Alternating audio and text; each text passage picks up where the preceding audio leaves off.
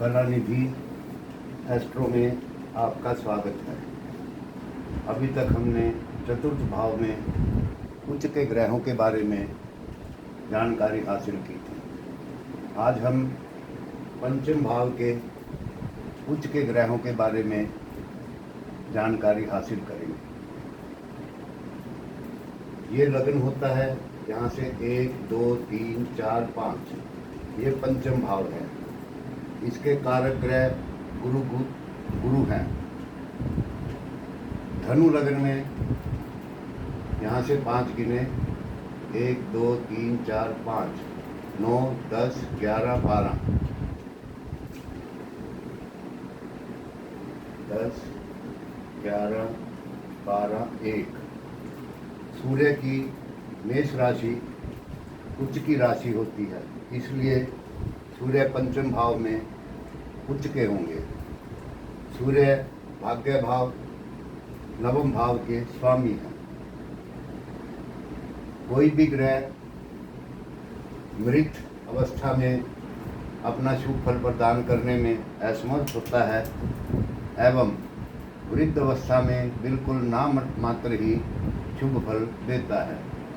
कुमार अवस्था में आधा, युवा अवस्था में ग्रह पूर्ण फल देता है।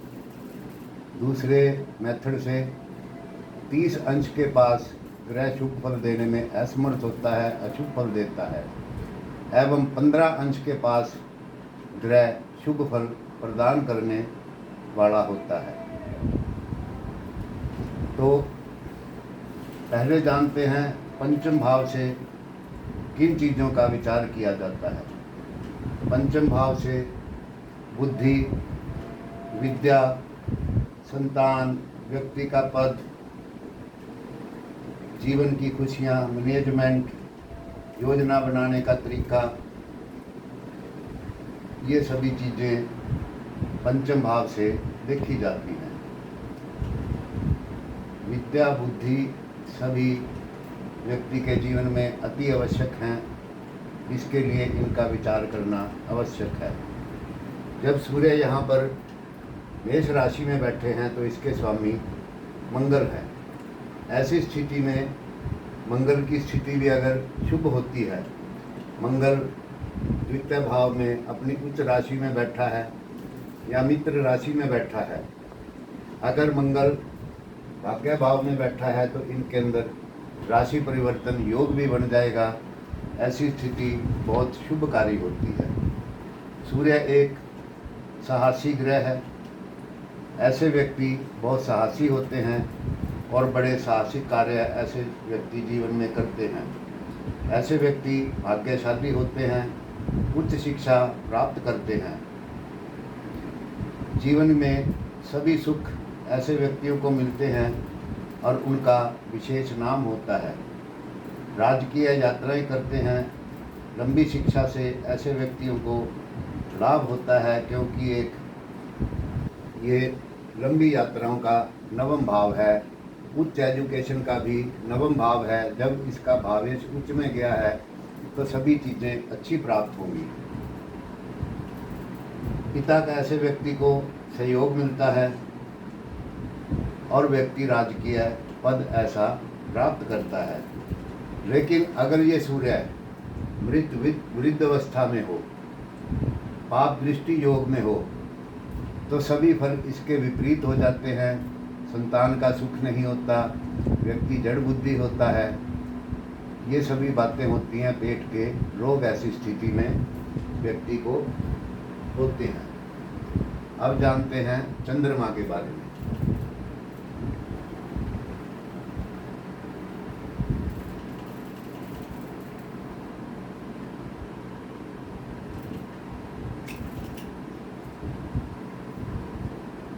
मकर लग्न में पंचम भाव में चंद्रमा उच्च के होते हैं।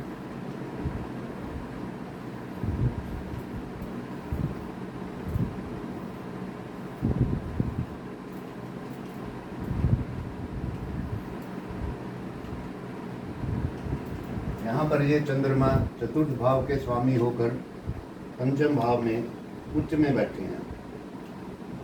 ऐसे चंद्रमा अगर ग्रह स्थिति अनुसार बलवान भी हो, यानी कि पक्ष बली हो और शुभ ग्रह से दृष्ट हो, तो ऐसे व्यक्ति को संतान में पुत्र एवं कन्याएं दोनों प्राप्त होती हैं, लेकिन पुत्रों की संख्या अधिक होती है।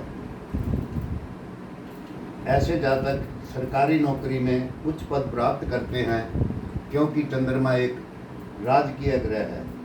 शिक्षावान होते हैं, बहुत शीतल स्वभाव के होते हैं और बड़े सोच समझकर कार्य करते हैं और बहुत इंटेलिजेंट होते हैं। चंद्रमा सप्तम भाव का स्वामी है, जो कि बिजनेस, छोटी यात्राएं, पत्नी का प्रतिनिधित्व करता है। ऐसे व्यक्तियों की पत्नी सुंदर, बुद्धिमान एवं सुख समृद्धि देने वाली होती है। ऐसे व्यक्ति को बड़े भाइयों से भी लाभ रहता है। जीवन में सभी इच्छाएं पूरी होती हैं, क्योंकि चंद्रमा सप्तम दृष्टि से अपने मित्र राशि को यहाँ पर देख रहा है। भाइयों की भी उन्नति होती है, बड़ों की सभी इच्छाएं पूर्ण होती हैं एवं व्यक्ति को खुद भी लाभ रहता है। माता से भी ऐसे व्यक्ति को विशेष लाभ होता है और उच्च शिक्षा प्राप्त होती है और सभी सुख जीवन में ऐसे व्यक्ति को मिलते हैं, क्योंकि चंद्रमा सुख स्थान का कारक भी है। तो अब जानते हैं मंगल के बारे में।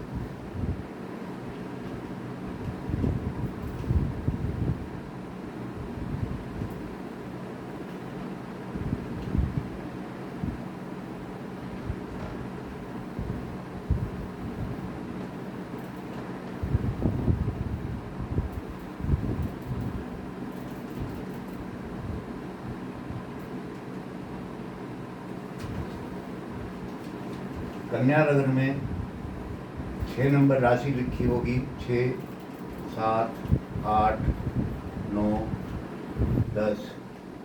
मकर में मंगल उच्च के होते हैं।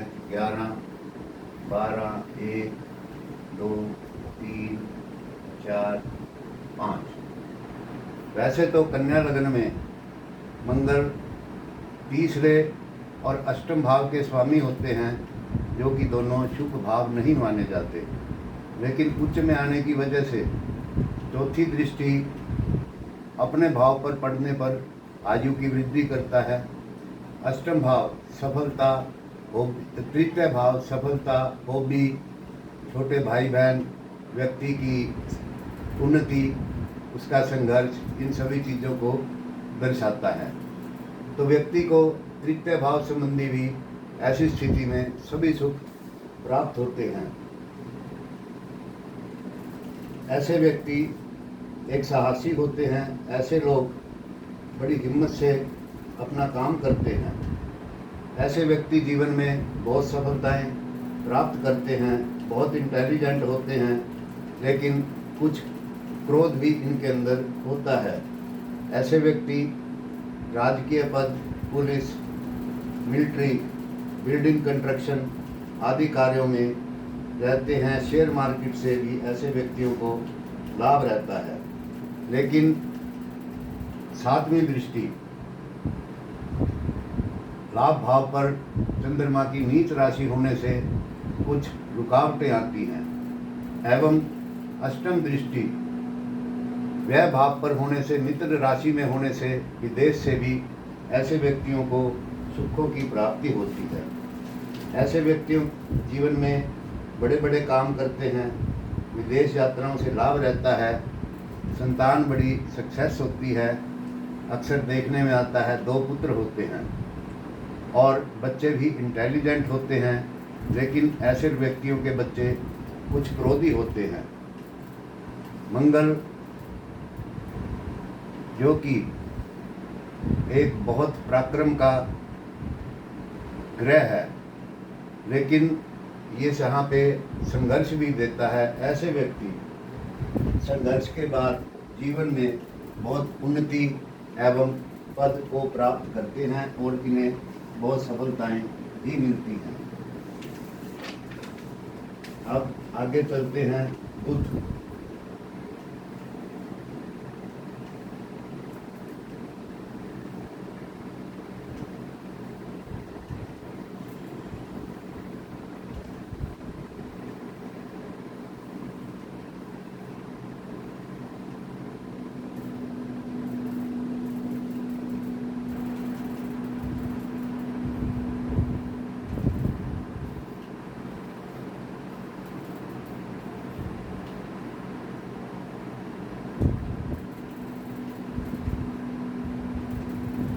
वृश्चिक लग्न के अंदर बुध ग्रह उच्च के होते हैं।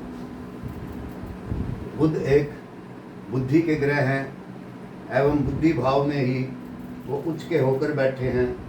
इसलिए ऐसे व्यक्ति जब उनके एक ग्रह दो बुद्धि और विद्या के भावों का प्रतिनिधित्व करता है तो उन्हें यहाँ पर विशेष सफलता प्राप्त होती है। दूसरे और पंचम भाव के स्वामी जब उच्च में जाते हैं तो ऐसे व्यक्ति बड़े बुद्धिमान, बड़े ज्ञानी, बड़े इंटेलिजेंट होते हैं, बड़े मेधावी होते हैं और बहुत मेहनत करते हैं। ऐसे व्यक्तियों की बात समाज में सुनी जाती है और ऐसे व्यक्तियों की बात पर समाज के अंदर विचार भी किया जाता है और उस पर कार्य भी होता है।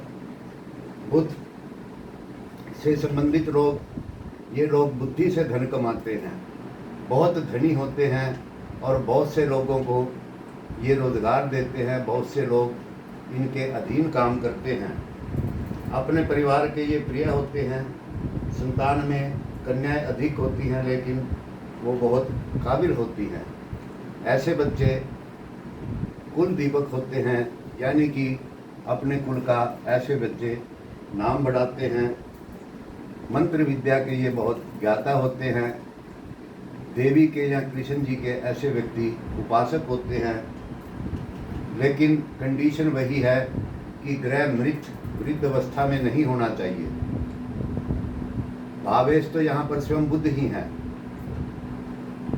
लेकिन साथ में कारक ग्रह गुरु का भी बलवान होना अति आवश्यक है।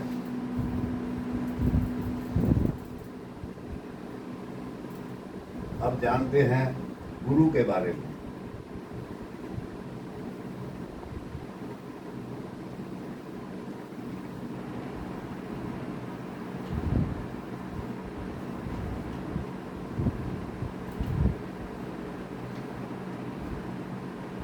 मीन लग्न के अंदर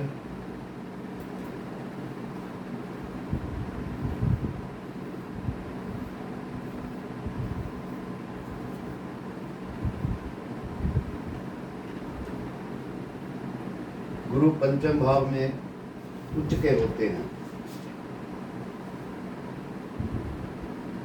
लग्नेश का उच्च में होना एक बहुत बढ़िया योग बन जाता है। ऐसे व्यक्ति निम्न कुल और निम्न स्थान में भी जन्म लेकर किसी उच्च स्थान में निवास करते हैं और कुल दीपक होते हैं। अपने कुल का ऐसे व्यक्ति नाम रोशन करते हैं। जातक उच्च पद प्राप्त करते हैं, बड़े ज्ञानवान होते हैं, उच्च शिक्षा पर प्राप्त करते हैं। दशमेश एवं लग्नेश, क्योंकि दोनों राशि गुरु हैं, दोनों का उच्च में जाना व्यक्ति को बहुत मान सम्मान देता है। राजकीय पद से लाभ प्राप्त ऐसे व्यक्ति को होता है। ये व्यक्ति राज्याधिकारी होते हैं, बहुत यशस्वी होते हैं।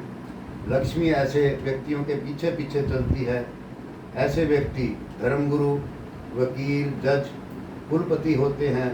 विदेश यात्राओं से बहुत लाभ रहता है। संतान बहुत आज्ञाकारी होती है। संतान में अधिकतर देखने में आया है कि पंचम भाव में गुरु अच्छी राशि में आने से 2 पुत्र संतान प्राप्त करता है। व्यक्ति को अधिक मेहनत नहीं करनी पड़ती और उसे सफलताएं शीघ्र ही प्राप्त होती हैं। ऐसे व्यक्ति के जो दादा होते हैं वो एक सम्मानित व्यक्ति होते हैं। समाज में उनका नाम, यश एवं कीर्ति होती है और बहुत लाभ प्राप्त करते हैं। अब जानते हैं शुक्र के बारे में।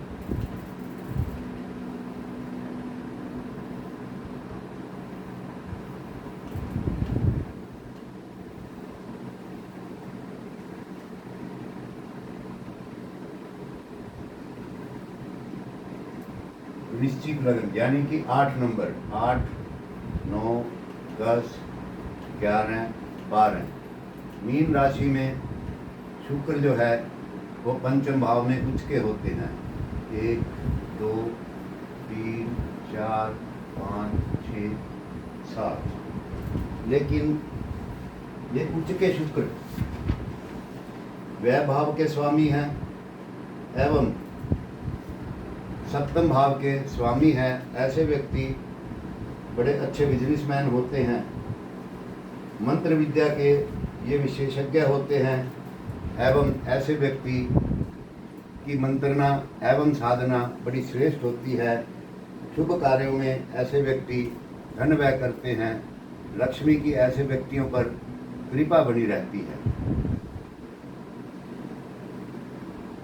विदेश यात्राओं से ऐसे व्यक्ति को लाभ होता है, क्योंकि सप्तम भाव विदेश का भाव है।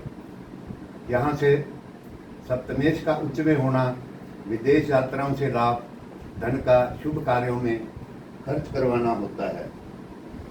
ऐसे व्यक्तियों की कला में बहुत रुचि होती है एवं ऐसे व्यक्ति कलाकार होते हैं। अनेकों सुख ऐसे व्यक्ति जीवन में भोगते हैं। किसी चीज़ की ऐसे व्यक्तियों को जीवन में कोई कमी नहीं रहती।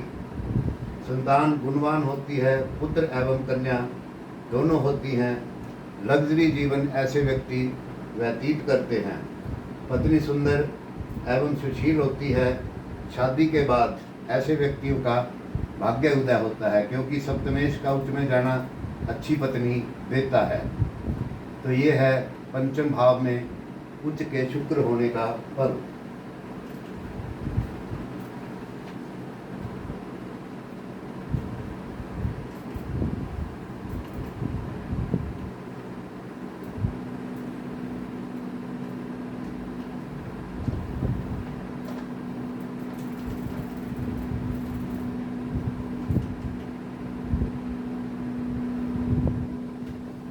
मिथुन लगन।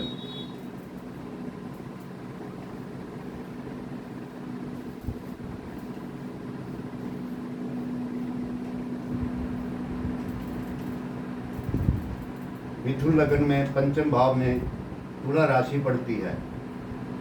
तुला में शनि उच्च के होते हैं।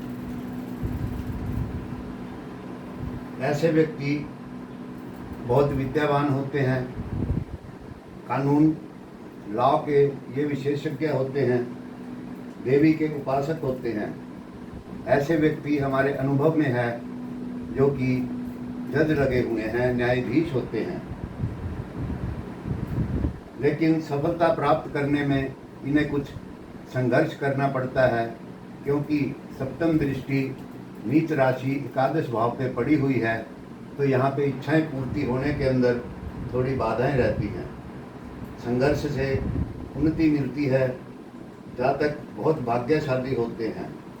विदेश यात्राएं करते हैं, उससे लाभ होता है।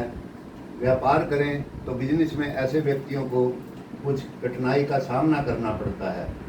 परिवार से ऐसे व्यक्तियों को सहयोग मिलता है। अगर गुरु कमज़ोर हो, क्योंकि यहाँ पर शनि की तीसरी दृष्टि पड़ रही है।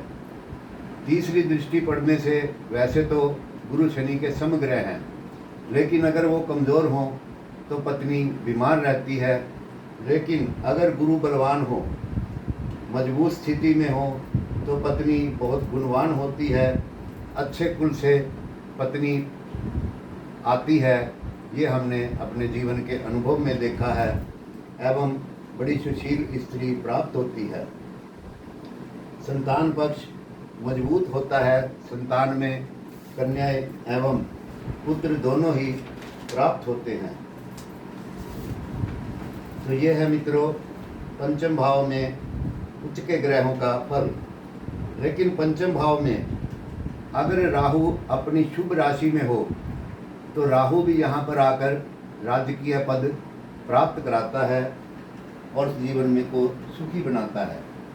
तो मित्रों ये है पंचम भाव में उच्च के ग्रहों का फल। हमारा आपसे अनुरोध है, हमारे चैनल को लाइक करें, शेयर करें और सब्सक्राइब करें। धन्यवाद, नमस्कार। मिलते हैं अगले वीडियो में नई जानकारी के साथ।